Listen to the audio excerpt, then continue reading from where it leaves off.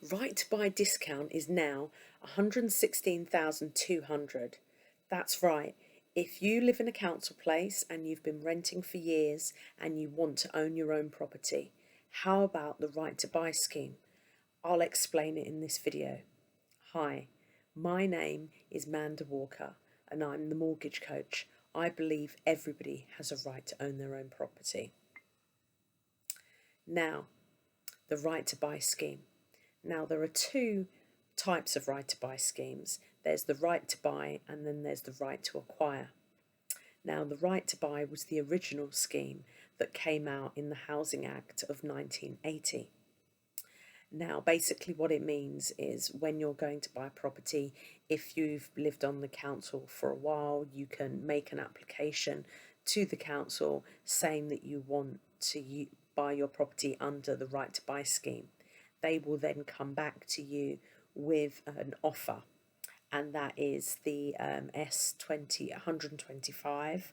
And what it will basically cut out is what they think the value of the property is. So they'll value your property. So a little hint there, don't do your property up just beforehand. You want it to look, you don't want it to be valued high, put it that way. They'll come round, they'll value it. When they're walking around, I know one of my clients, they actually were just pointing out all the faults of the property as they were walking around, hoping it would get devalued. So anyway, they value the property at whatever value it is. Then depending on how long you've been there, they give you a discount. Now, the maximum discount for London used to be 1,100, 112,800. Now it's 116,200. So it's gone up quite significantly. Every little helps, right? So if you are right now living in your right to buy and you're thinking, you know what, I would like my own asset, an asset for me, an asset for my family, something that you can own outright one day once you've obviously paid off the mortgage, then, maybe right to buy is for you. If you want to become a homeowner, if you want to one day invest, I've got quite a few clients that have bought their properties, lived there for the 5 years, and then actually rented it on. So I will do another video called The Right to Buy with a Let to Buy Strategy and explain what one of my clients did. But for now, just to break down what the right to buy is. So if you're living in a council property and you can apply for the right to buy offer, they'll check whether you're eligible or not. And once you fit all the criteria, and I'll put a link for you to go on the government website, and it breaks it all down. But basically, if you've been a tenant of a certain amount of years, you've always paid, you pay your rent, you're not in arrears, you're not about to lose your council place for any reason, then normally you'll get an offer. It can take weeks, months, a long time to get them to respond to your application. And then once that's done, they will come and they'll value the property. Once that's done, you will get an offer letter, as I said. That offer letter that you then would take to a mortgage advisor, and they will be able to organise the mortgage for you. Now, basically, what happens is your property price is, say, for this example, over 2,000, like 2,032. So that's half of, the 116. So it's 50% LTV. So you can basically, because of your discount, and they class your discount as a deposit, you can buy the property 50%. Yeah. So basically, the loan that you're going to need is 50%. You go and you look for mortgages that, one, accept right to buy, and two, accept the criteria. You need to just make sure when you're looking at criteria of lenders, explain the type of property you've got. I once had someone in a council place, and because there wasn't a lot of people that owned in the block, so there was a low percentage of privately owned. There were cladding issues. It was on like the 20th floor. it was on a floor over 7 stories and there wasn't a lift. There's so many different criteria, so you need to find the right lender that will meet all those criteria. Once you've done that, you apply for the mortgage. As I stated, whatever the market value of the property is, what they say it's worth, that is the purchase price.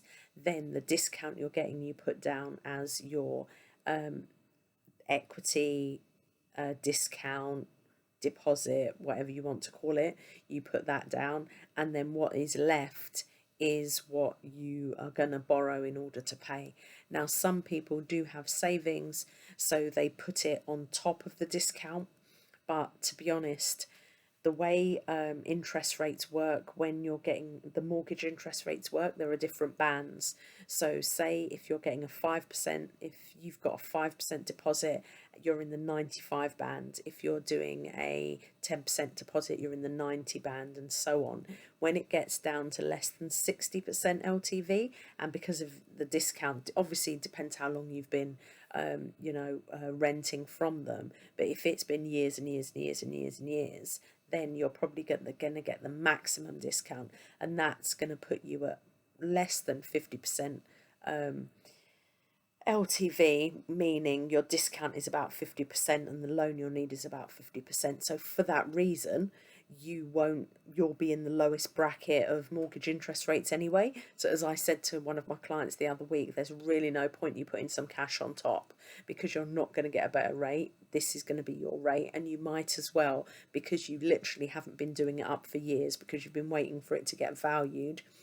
Once you complete on the property, then by all means you can use your savings to actually do the property up. And that's a great idea, because you do your property up, and then if you're on like a 2-year fixed or a 5-year fixed, then what you can do is after that time, when you go to remortgage, you can actually, the property probably has gone up in value, one, because property tends to, but two, if you've used that money to, give it a facelift, then that's great too. So that's basically it in a nutshell. So that's the right to buy. You've got the right to acquire, which is more related to housing associations. Unfortunately, the discount ranges from 9,000 to 16. So those properties are probably going to be cheaper than the council properties. Maybe we're looking at flats as opposed to houses. I'm not 100% sure. I mean, to be honest, you can have a council flat and you can have a housing association flat, and some right to buy schemes will allow, depending on the council, you'll have to double check with them, but they obviously cover all the council properties, but they'll cover some of the housing association properties. But then when on the housing, the right to acquire, that is all housing association. So depending on the housing association, you may be able to do the right to buy scheme as opposed to the how to acquire scheme. As I said, the right to buy now currently, if you're outside of London, it's 87,200. If you're inside of London, then it is 116,200. 116,200 is the discount. Now, if you've got any questions, please feel free to ask me about the right to buy scheme and the right to acquire scheme. But in a nutshell, you'll need a mortgage specifically that allows right to buy. You'll need a solicitor that can deal with right to buy. And then the next thing you do is you'd apply for the mortgage. Make sure, as I said, it meets all the criteria. So depending on where the flat is, the location, how many private owners, all of that, just check the criteria of the lenders, and then you'll be able to find out which is the best lender for you. Then once you've done that, you will have to look for a specific right to buy mortgage, and then it just goes through the normal buying process. So the only difference is you're not in a chain because you're buying where you live. So it should move a lot quicker, but it doesn't always. But just bear that in mind, that at the end of the day, you are buying where you live. So, there is an element that's cut out of the buying process for that reason. So, yeah, that's about it from me. right to buy, right to acquire. As I said, the right to buy discount has gone up. It's now 116,200. So if you were waiting around thinking, when should I go? What should I do? Then it's definitely worth applying. And once you apply and you get, it could take weeks.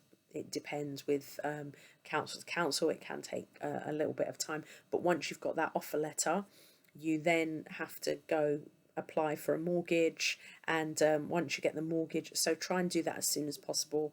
Then once you've got the mortgage offer, then I would tell the council. That's a little tip, because you have got 12 weeks to tell them. So as soon as you've got the letter, go start investigating into the mortgages, or get a mortgage advisor to do it.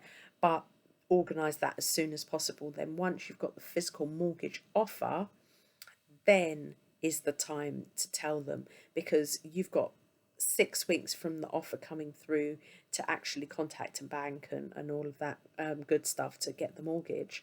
But then once you tell them about the mortgage, the next timer starts, and this is to complete.